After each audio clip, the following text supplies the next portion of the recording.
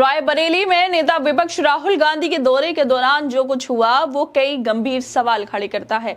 एक तरफ सरकार, सत्ता, पुलिस और प्रशासन सब भाजपा के हाथ में है, दूसरी तरफ उसी भाजपा के मंत्री और कार्यकर्ता सड़क पर उतरकर राहुल गांधी के काफिले के सामने आ जाते हैं। राहुल गांधी के काफिले पर रायबरेली में बीजेपी कार्यकर्ता हमला करते हैं, राहुल गांधी की गाड़ी के पास पहुंच जाते हैं, बीजेपी के झंडे लेकर नारेबाजी करते हैं, बार बार राहुल गांधी के गाड़ी के पास जाने की कोशिश करते हैं। विरोध करना है करिए, लेकिन राहुल गांधी के पास जाना या फिर उनकी गाड़ी को बार बार टच करना, इसकी जरूरत क्यों पड़ रही थी बीजेपी के समर्थकों को? राहुल के पास जाने के लिए पुलिस से धक्का मुक्की हो रही थी। आखिर क्यों बीजेपी वाले ये सब कर रहे थे? किस बात का डर है बीजेपी वालों का? इस तरह की बातें राहुल गांधी को लेकर सोशल मीडिया पर की जा रही हैं। असल में राहुल गांधी दिल्ली स्थित अपने आवास से रायबरेली के लिए रवाना हुए। दिल्ली एयरपोर्ट से फ्लाइट लेकर लखनऊ पहुंचे और वहां से सड़क मार्ग से रायबरेली पहुंचे। रास्ते में राहुल गांधी के काफिले को विरोध का सामना करना पड़ा। नरेंद्र मोदी की मां को गाली देने के मामले को लेकर योगी सरकार के मंत्री दिनेश प्रताप सिंह अपने समर्थकों के साथ राहुल के रास्ते में धरने पर बैठ गए। राहुल वापस जाओ के नारे लगाए गए। विरोध प्रदर्शन के चलते राहुल का काफिला करीब 1 किलोमीटर पहले ही रोक दिया गया।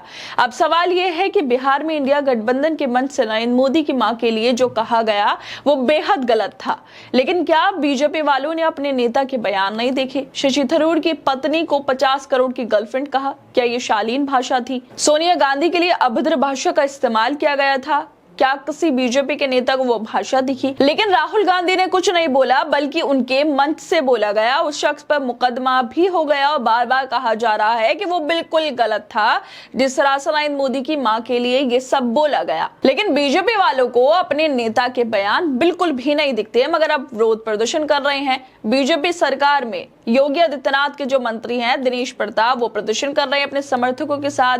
पुलिस मंत्री दिनेश सिंह को उठाने पहुंची तो भाजपा कार्यकर्ताओं के साथ धक्का मुक्की भी हुई। इस दौरान राहुल का काफिला कई मिनट तक रुका भी रहा। मंत्री दिनेश प्रताप सिंह वही हैं जिन्होंने राहुल गांधी के खिलाफ लोकसभा चुनाव लड़ा था। इस विरोध के बाद राहुल गांधी अपने तय कार्यक्रम में पहुंचे और जमकर बीजेपी पर निशाना साधा।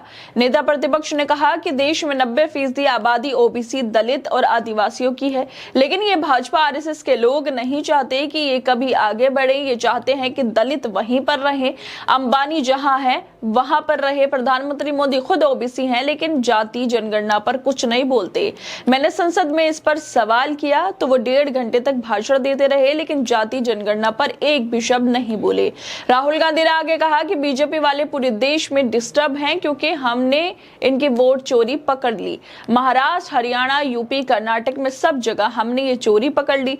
लेकिन इस कार्यक्रम से पहले राहुल गांधी को बीजेपी के उनके नेताओं का विरोध का सामना करना पड़ा था।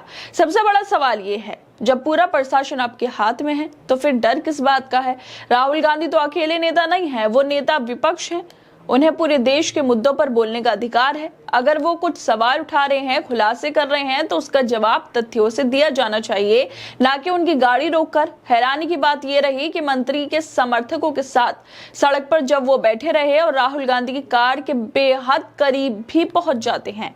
सुरक्षा की नजर से ये बेहद गंभीर लापरवाही है। अगर कोई विपक्षी पार्टी सत्ता में होते हुए ऐसा करती तो अब तक एफआईआर दर्ज हो चुकी होती, पूरे मीडिया पे छाया हुआ होता, गिरफ्तारी हो चुकी होती। लेकिन यहाँ उल्टा हो रहा है। राहुल गांधी को जिस तरह से ये विरोध झेलना पड़ा, उसको लेकर सोशल मीडिया पर भी लोग अपनी राय दे रहे हैं। संदीप नाम के यूजर लिखते हैं कि राहुल गांधी के काफिले पर रायबरेली में बीजेपी कार्यकर्ताओं ने हमला किया। यूपी पुलिस भी प्रदर्शनकारियों को रोकने में नाकाम रही। इतनी कम फोर्स क्यों लगाई गई थी? क्या ये विपक्ष के नेता राहुल गांधी के खिलाफ कोई साजिश थी? पुलिस की मौजूदगी में कैसे राहुल की गाड़ी तक बीजेपी वाले पहुंच जाते हैं?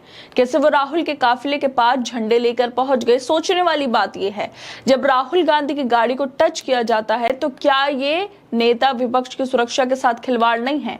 क्या भाजपा कार्यकर्ताओं को ये छूट है कि वो किसी भी विपक्षी नेता को सड़क पर रोक लें, उसकी गाड़ी को घेर लें और नारेबाजी करें? दिनेश प्रताप सिंह वही मंत्री हैं जिन्होंने राहुल गांधी के खिलाफ चुनाव लड़ा था। अब वो अपने पद का इस्तेमाल कर रहे हैं राजनीतिक विरोध के लिए, सड़क पर उतरकर अपनी ताकत दिखाने के लिए। खैर दोस्तों, आप लोगों को क्या लगता है, जिस तरह से विरोध अगर आप करना चाहते हैं तो उसका एक मर्यादा होती है। विरोध वैसे ही होना चाहिए, मर्यादा में रहते हुए, संवैधानिक तरीकों से। लेकिन यहाँ पर वीडियो में साफ साफ दिख रहा है कि बीजेपी के नेता या फिर उनके कार्यकर्ता पहुंच जाते हैं राहुल गांधी की कार के पास और लगातार वहां पर घुसने की कोशिश करते हैं। पुलिस उन्हें हटाने की कोशिश करती रहती है, लेकिन वो अंदर घुसते रहते हैं राहुल तक पहुंचने के लिए। ऐसा क्यों हुआ, किस बात का डर है और बीजेपी वाले ऐसा क्यों करना चाहते हैं? कि राहुल गांधी को विपक्ष के नेता रहते ये हक नहीं है कि वो जनता के मुद्दों को उठाएं, देश को सच्चाई बताएं? आखिरकार बीजेपी वालों में ये डर क्यों बना हुआ है? खैर दोस्तों, आप लोग क्या लगता है इस वीडियो को लेकर? हमें अपनी राय जरूर दें और बाकी तमाम खबरों को देखने के लिए जुड़े रहिए हमारे साथ।